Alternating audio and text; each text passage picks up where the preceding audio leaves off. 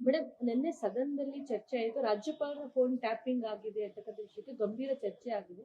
In case ರಾಜ್ಯಪಾಲರ phone tapping ಆದ್ರೆ ಏನೆಲ್ಲ ಪರಿಣಾಮಗಳು ಸರ್ಕಾರದ ಮೇಲೆ ಬೀಳ್ಬೋದು? ಮೇಡಮ್ ಇದು ಏನು ರಾಜ್ಯಪಾಲರ ಫೋನ್ ಟ್ಯಾಪಿಂಗ್ ಏನು ರಾಜ್ಯ ಸರ್ಕಾರ ಮಾಡಿದ್ದೇ ಆದ್ರೆ ಅದು ಸಾಂವಿಧಾನಿಕ ಹುದ್ದೆ ಮೇಲೆ ಮಾಡಿರ್ತಕ್ಕಂಥ ನೇರ ದಾಳಿ ಅಂತ ಹೇಳ್ಬೋದು. ಭಾರತದ ಸಂವಿಧಾನದಲ್ಲಿ ಅನುಚ್ಛೇದ 361ರಲ್ಲಿ ರಾಜ್ಯಪಾಲರಿಗೆ ತುಂಬಾ ವಿಶೇಷವಾದ ಸರ್ಕಾರಿ ಭದ್ರತೆಯನ್ನ ಕೊಟ್ಟಿದೆ. ಸೊ ಮತ್ತು ಇದು ನಮ್ಮದು ಪ್ರಜಾಪ್ರಭುತ್ವ ದೇಶ.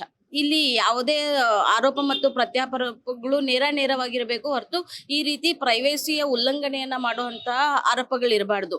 ಯಾವ ಸರ್ಕಾರಗಳು ಆ ರೀತಿ ಮಾಡಿದ್ರೆ ಅದು ಟೆಲಿಗ್ರಾಫ್ ಆಕ್ಟ್ ಕೆಳಗಡೆ ಮತ್ತೆ IT ಆಕ್ಟ್ ಕೆಳಗಡೆ ನಮ್ಮ ಭಾರತದ ಏನು ಕ್ರಿಮಿನಲ್ ಕಾನೂನು BNS ಕೆಳಗಡೆ ಬರುತ್ತೆ.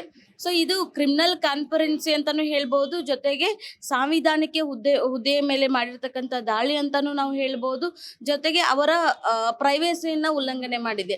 ರಾಜ್ಯ ಸರ್ಕಾರ ಮಾಡಿರ್ತಕ್ಕಂಥ ಈ ಆರೋಪ ಏನಾದ್ರೂ ನಿಜವಾದದ್ದೇ ಅಂದ್ರೆ ಸತ್ಯವಾದದ್ದೇ ಆದ್ರೆ ಪ್ರೂವ್ ಆದ್ರೆ ಇಲ್ಲಿ ಸರ್ಕಾರ ಬೀಳುವ ಚಾನ್ಸಸ್ಗಳು ಜಾಸ್ತಿ ಇರುತ್ತೆ. ಹಾಗೆ ಇಲ್ಲಿ ಹೈಕೋರ್ಟ್ ಮತ್ತು ಸುಪ್ರೀಂ ಕೋರ್ಟ್ಗಳು ಅವರ ಮೇಲೆ ಶೋಕಾಸ್ ನೋಟಿಸ್ಗಳನ್ನ ಕಳಿಸುವಂತಹ ಅವಕಾಶಗಳು ಜಾಸ್ತಿ ಇದೆ ಅಂತ ಹೇಳ್ಬೋದು ಮೇಡಮ್.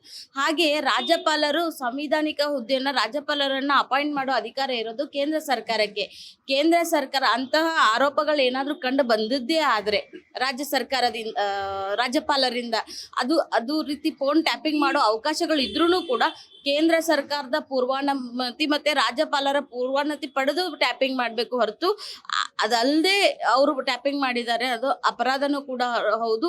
ಈಗ ನಾವು ಪ್ರಿಯಸ್ ಆಗಿರ್ತಕ್ಕಂಥ ವಿಚಾರಗಳನ್ನ ನೆನೆಸ್ಕೊಳ್ಳೋದು ಆದ್ರೆ ರಾಮಕೃಷ್ಣ ಹೆಗಡೆಯವರ ಒಂದು ಅವಧಿಯಲ್ಲಿ ಈ ತರ ಆಗಿದ್ದಕ್ಕೆ ಸರ್ಕಾರನೇ ಬಿದ್ದಿರ್ತಕ್ಕಂಥ ಸನ್ನಿವೇಶಗಳನ್ನ ನಾವು ನೋಡ್ಬಿಟ್ಟಿದೀವಿ. ಇವತ್ತು ರಾಜ್ಯಪಾಲರ ಫೋನ್ ಟ್ಯಾಪಿಂಗ್ ಆಗಿದೆ, ಅದನ್ನೇನಾದ್ರೂ ರಾಜ್ಯಪಾಲರು ಕೇಂದ್ರ ಸರ್ಕಾರ ಪ್ರೂವ್ ಮಾಡಿದ್ದೇ ಆದ್ರೆ ಸರ್ಕಾರಕ್ಕೆ ಇದು ಕಂಟಕ ಅಂತ ಹೇಳಿ.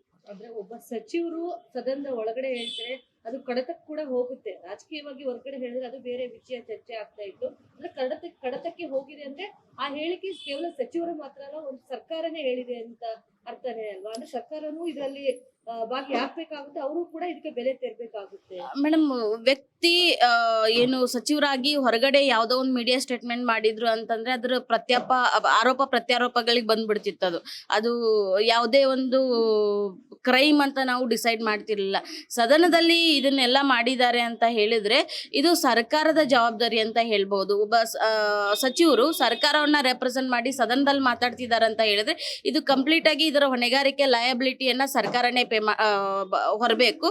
ಆ ರೀತಿ ಏನಾದ್ರೂ ಸಚಿವರ ಮೇಲೆ ಇವರು ಎತ್ತಕಕ್ಕೆ ನೋಡಿದ್ರು ಕೂಡ ಇದು ಸರ್ಕಾರ ಲಯಬಲ್ ಆಗ್ತಾರೆ. ಕೇವಲ ಸಚಿವರು ಒಬ್ಬರಿಗೆ ಕೂಡ ಇದನ್ನ ನಾವು ಅಪ್ಲಿಕೇಬಲ್ ಮಾಡಕ್ ಆಗಲ್ಲ ಅಂತ ಹೇಳ್ಬೋದು ಮೇಡಮ್.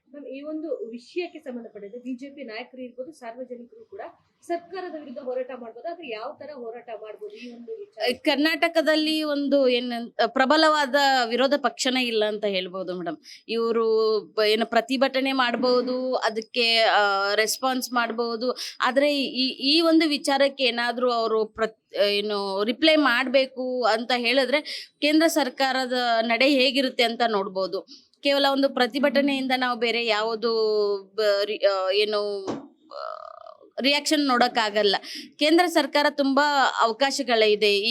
ಈ ತರ ಏನಾದ್ರೂ ಆಗಿತ್ತು ಅಂತ ಹೇಳಿದ್ರೆ ಅವರು ಒಂದು ಶಿಸ್ತು ಕ್ರಮ ಆದ್ರೂ ಕೈಗೊಳ್ಬಹುದು, ಇಲ್ಲ ಸರ್ಕಾರದ ಒಂದು ಏನು ವಿಚಾರಗಳನ್ನ ತಗೊಂಡು ಮಾತಾಡಬಹುದು, ಇಲ್ಲ ರಾಷ್ಟ್ರಪತಿಯಿಂದನೇ ಕೂಡ ಶೋಕಾಸ್ ನೋಟಿಸ್ ಸರ್ಕಾರಕ್ಕೆ ಕೊಡ್ಬೋದು. ಈ ಎಲ್ಲ ಅವಕಾಶಗಳಿದೆ.